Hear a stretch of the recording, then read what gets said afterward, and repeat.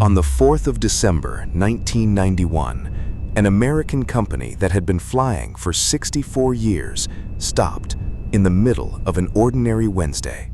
It had invented the transatlantic passenger flight, the airport lounge, and the aircraft most people alive have flown in. In its best year, it carried more than 6 million passengers to 86 countries.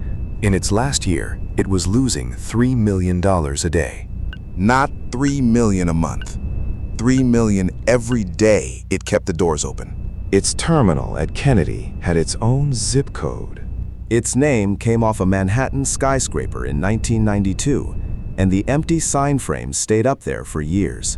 Its name was American World Airways. It did not fail because of one catastrophe. It failed because of one decision. And the decision was made in the best year the company ever had. Everything it had built was still standing in 1970. It had everything except the one thing that keeps a company alive in a bad year. In 1927, the company was a single aircraft carrying mail between Key West and Havana.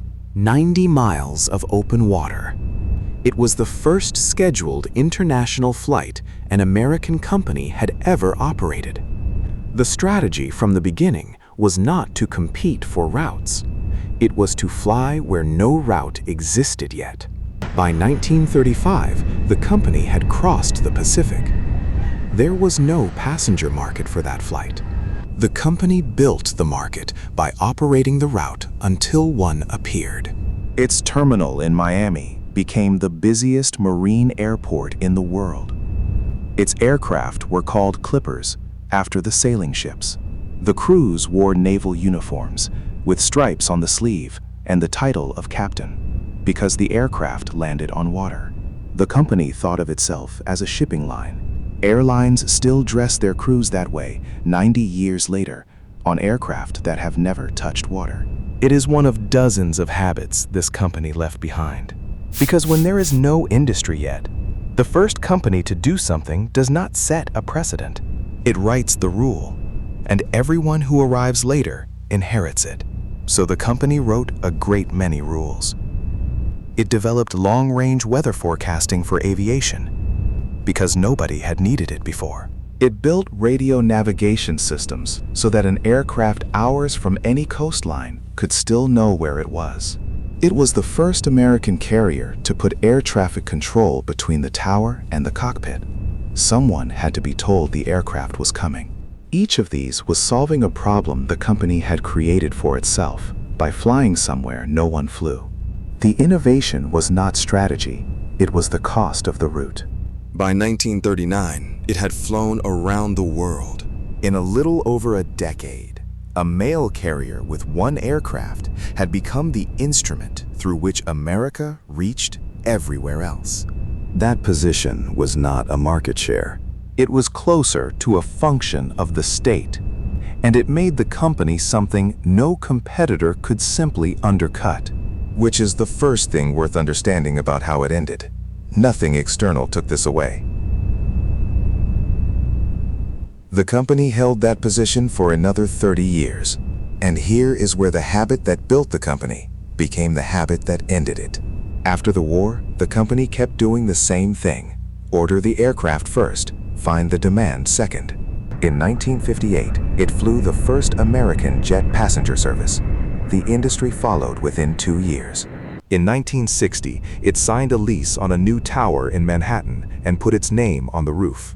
The building was the largest commercial office space in the world when it opened. By the end of the 60s, the company carried more than 6 million passengers a year to 86 countries.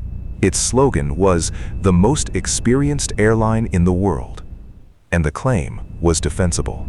Then, in the middle of that success, the company made the decision that ended it. It ordered 25 Boeing 747s. The aircraft did not exist. Neither did the factory to build it. This was not recklessness. It was the strategy that had worked for 40 years, applied one more time. Order the aircraft. Create the route. Fill the seats. It had never failed. The first 747 entered commercial service on January 22, 1970. It was the largest aircraft ever flown. 4 engines, 2 decks, and roughly 3 times the seats of anything else in the sky. Which meant it only worked full. A 747 flying at half capacity did not earn half the money. It burned nearly the same fuel, carried the same crew, and occupied the same gate for a fraction of the revenue. For a company that had spent 40 years creating demand wherever it decided to fly, that was an acceptable risk. Demand had always shown up. The company also spent years pursuing a supersonic aircraft on the same logic. If the future of flying was faster, it intended to own that too. That program was canceled before it flew. The widebody was the bet that remained, and the company had put more into it than anyone else. In 1970, the company was carrying more passengers over more of the world than any airline in history, in the newest and largest aircraft ever built. Every number was a record. Every number was also a fixed cost, agreed to years in advance, against revenue that had not happened yet. This is the shape of the whole story, and it is already visible here, 3 years before anything goes wrong. The company had built an operation that could only survive a growing market, in an industry it had personally taught to grow. It had never operated in a shrinking one, because there had never been one. In October 1973, oil supply to the United States was cut. Jet fuel prices multiplied. Every airline was hurt. This one was hurt differently, and the reason was structural. Domestic carriers flew smaller aircraft on shorter routes. They could shrink.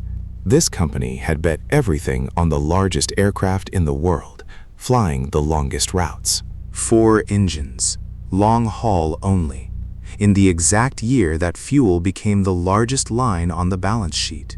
The aircraft it had ordered to dominate the 70s became the thing it could not afford to fly. Losses passed $300 million, debt passed $1 billion. The company recovered profitability by 1977, but the balance sheet never went back to what it had been. In 1980, it merged with a domestic airline to get the network it had never built at home. The 2 operations did not fit. Different aircraft, different crews, different unions. So the company began selling what it owned. First, the tower in Manhattan.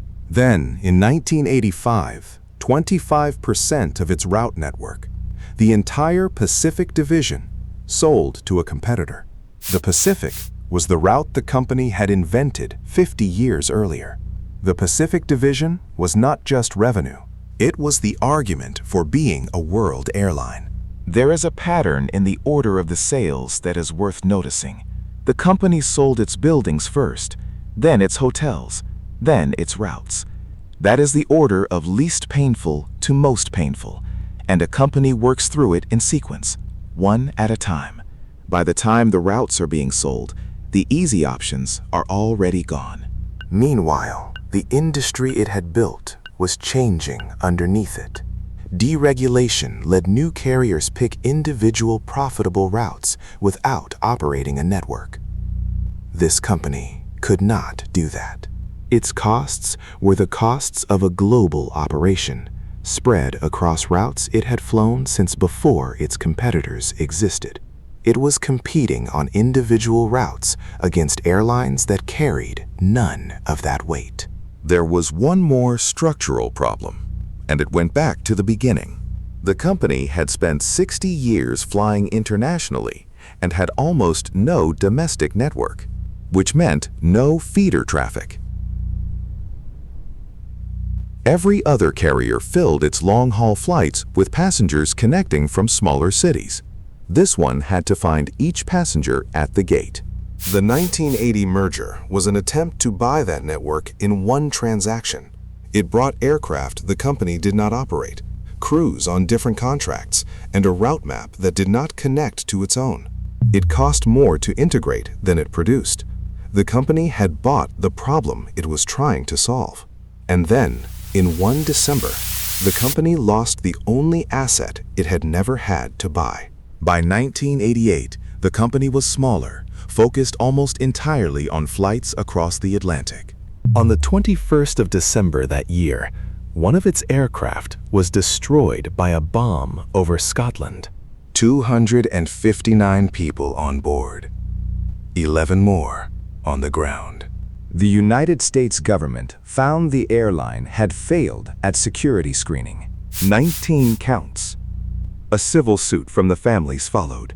For an airline whose entire product was the confidence of the passenger, this was not a financial problem. Bookings across the Atlantic fell.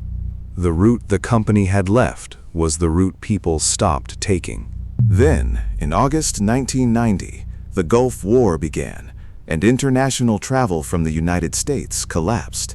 The company filed for bankruptcy protection on January 8, 1991. Delta bought the transatlantic routes, the Frankfurt hub, 45 aircraft, and the terminal at Kennedy. What remained was to operate a much smaller airline out of Miami and see if it held. It did not. By late 1991, the remaining operation was losing around $3 million a day.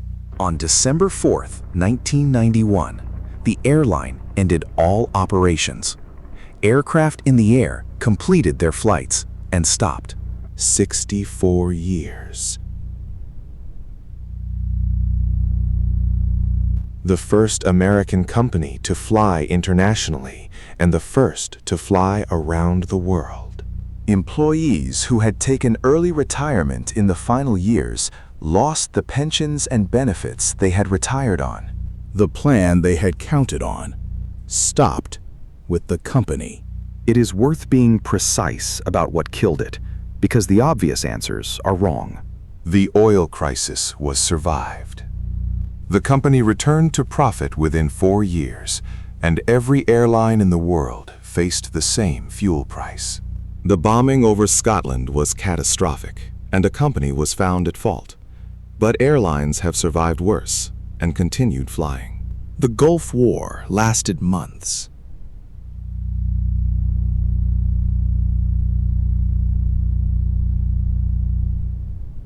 Every carrier lost transatlantic traffic that year, and most of them were flying again by the following summer.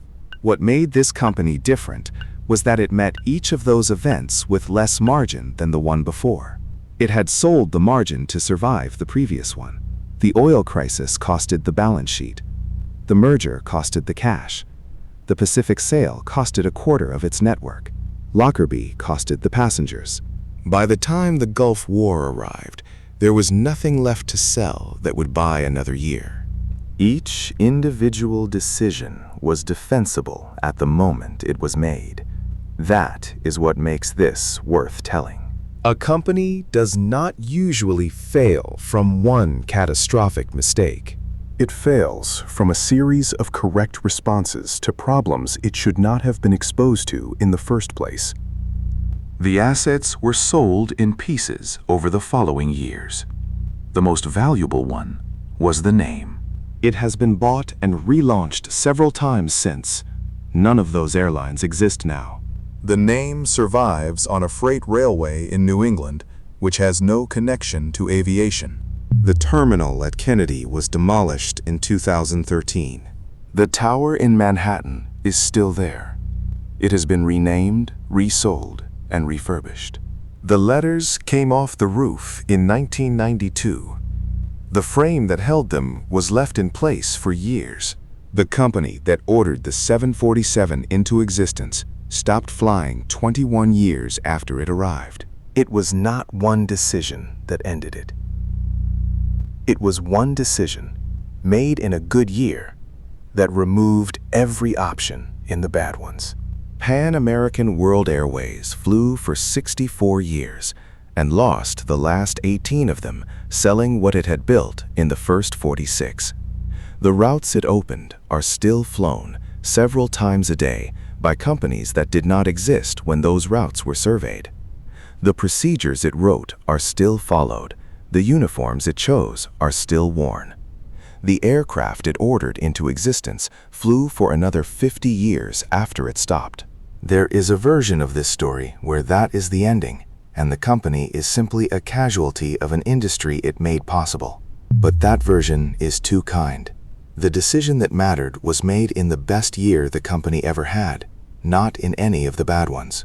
It committed to the largest aircraft in the world at the height of a boom. The assumption was that the boom was the normal condition of the business. For 43 years it had been. The company had never seen the other kind of year because it had spent its whole existence being the reason the market grew. The sky it opened is still there. Everyone else is still flying it. And in Midtown Manhattan, 59 floors of people walk into a building every morning. Most of them could not tell you its original name.